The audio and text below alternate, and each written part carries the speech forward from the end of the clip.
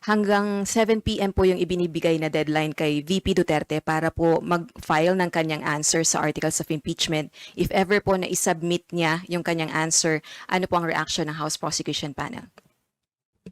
Well, we will be welcoming the answer of the Vice President, no?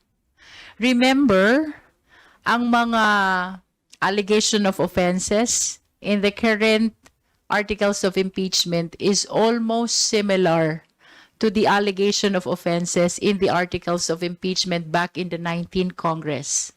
Suffice it to say, ang tagal na po na naghihintay ng taong bayan ng kasagutan ng ating Vice Presidente.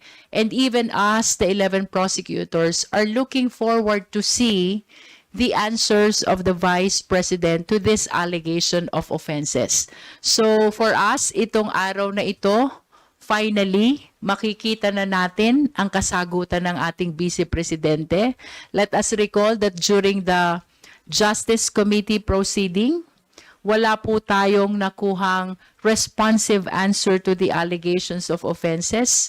Those which were alleged in their answer are all constitutional issues which are still pending before the Supreme Court, no?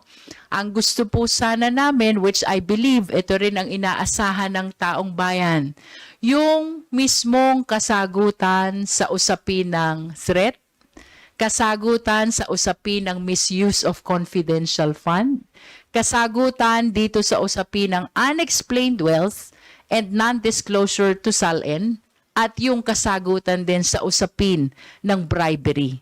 Ang gusto po sana natin, answer which respond directly, totoong tumutugon sa mga aligasyon na nilalaman ng articles of impeachment. And we believe na maging ang taong bayan ay matagal nang hinihintay ang kasagutan ng Vice Presidente.